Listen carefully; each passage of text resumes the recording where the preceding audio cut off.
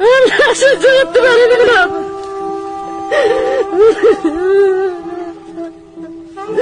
অনেক লোক কাছে চেয়ারম্যান মেম্বারের কাছে ছুটে যাও, আমার এইসব আমি আর সহ্য করতে পারতেছি না।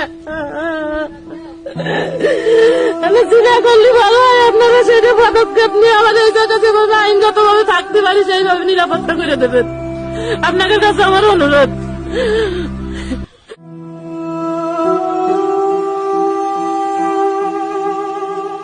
नमस्कार। तो ये जो वीडियो अभी आपने देखा वो वीडियो आया है बांग्लादेश से, और इस वीडियो का जो ट्रांसलेशन है वो मैं आपको बता देता हूँ। इस वीडियो में यह जो महिला है जो रो रही है वो ये कह रही है कि मेरा जो ज़मीन है उसके ऊपर मेरा मकान बना हुआ है और उसके ऊपर कब्जा कर लिया है वहाँ के मुस्लिम्स ने। ज़बरदस्ती फोर्सफुली उसके ऊपर कब्जा कर लिया गया है, और वह जो जगह है वहाँ पे मैं 26 साल से रह रही हूँ, और मेरे साथ मेरी 3 बेटियाँ भी हैं, और हम लोग के साथ मारपीट भी किया जा रहा है। हम लोग बहुत ज़्यादा डरे हुए हैं, हम लोग जाए तो जाए कहाँ।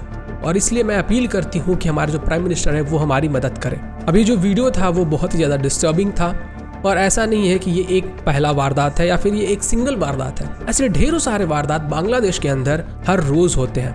हमारे पास वो वीडियोस पहुंच नहीं पाते हैं, वो न्यूज़ हमारे तक पहुंच नहीं पाते हैं, इसलिए हम लोगों को पता नहीं चलता है, क्योंकि वहाँ की जो प्रेस है वो इतना ज़्यादा हिंदुओं की सुनती नहीं है।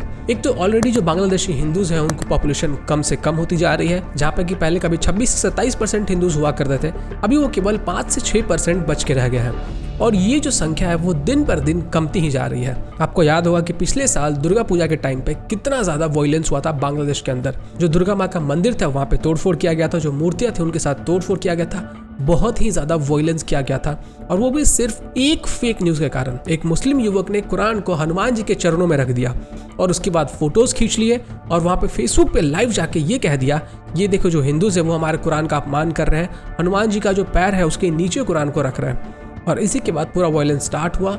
पूरे बांग्लादेश के अंदर जितने भी हिंदूज थे सबको मारा गया, उनके साथ मारपीट किया गया, आगजनी की गया, वायलेंस किया गया। हिंदूज की जो मंदिर थे उसमें तोड़फोड़ किया गया, जो मूर्तियां थी भगवान की उनके साथ तोड़फोड़ किया गया। और इस तरीके का जो वायलेंस है वो हिंदूज के साथ डेली बेसिस पे बांग्लादेश के अंदर हो रहा है। अगर मैं प्रिसाइज होकर डेटा के ऊपर बात करूँ तो 2013 से लेके अभी तक, यानी कि 9 साल के अंदर 4000 से भी ज्यादा अटैक्स हिंदूज के ऊपर हो चुके हैं बांग्लादेश में। सिर्फ 2016 के अंदर ही 15 से ज्यादा हिंदू मंदिरों को तोड़ दिया गया था वायलेंस करके, और 100 से ज्यादा हिंदू लोगों को बेघर कर दिया गया था। अगर पूरे वर्ल्ड के अंदर देखा जाए तो 2 ऐसे कंट्रीज है जहाँ पे सबसे ज्यादा माइनॉरिटीज के ऊपर अत्याचार होता है, और वो 2 कंट्रीज हैं पाकिस्तान और बांग्लादेश। आपके मन में ये सवाल आ रहा होगा कि आखिर बांग्लादेश के अंदर इतना ज्यादा एक्सट्रीमिज्म, इतना ज्यादा कट्टरवाद बढ़ा कैसे? सबसे पहला रीजन तो है कि सऊदी से जो फंड्स आते हैं वो मदरसा खोलने में हेल्प करते हैं, जो एक्सट्रीमिज्म है उसको बढ़ावा देने में बांग्लादेश में मदद करते हैं।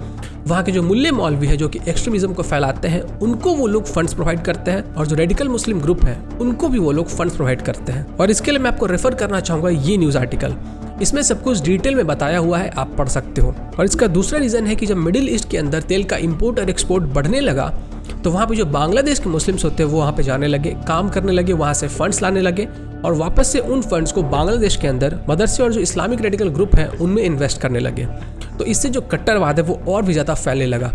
कट्टरवाद फैलने के कारण वहाँ पे जितने भी हिंदूज थे उनको धीरे धीरे करके ख़त्म किया जाने लगा। अगर इस चीज़ को मुस्लिम्स के साथ कंपेयर करके देखें तो ये चीज़ें कहाँ पर ठहरती हैं? किसी भी देश के अंदर अगर किसी भी एक मुस्लिम के ऊपर हमला होता है तो क्या वो चुप रहता है? वो पूरे देश के अंदर ही नहीं, वो पूरे दुनिया के अंदर डिस्कस किया जाता है, और हर जगह पे बॉयकॉट चलता है, उसके समर्थन में लोग खड़े होते हैं। लेकिन क्या हिंदुओं के साथ ऐसा है? ऐसा नहीं है। और उसका सिर्फ एक रीज़न है, और वो रीज़न ये है कि हम लोग दूसरे के ऊपर आश्रित रहते हैं, डिपेंडेंट रहते हैं। हमें लगता है कि जो पॉलिटिकल पार्टीज है वो हमें बचाने आएंगी, हमें लगता है कि जिस गवर्नमेंट को हम लोगों ने चुना है वो हमें बचाने आएंगी, जबकि ऐसा होता नहीं है। अगर आप किसी और के ऊपर डिपेंडेंट रहोगे तो वो हर सिचुएशन में आपकी मदद करने नहीं आएंगे। आपको अपनी मदद स्वयं करनी होगी, खुद करना होगा, इंडिपेंडेंट बनना होगा। और उसके लिए सबसे आसान उपाय ये है कि जितने भी लोग हैं जो आपके आसपास के हिंदूज हैं उनके साथ कांटेक्ट बना कर रखिए, बातचीत करते रहिए।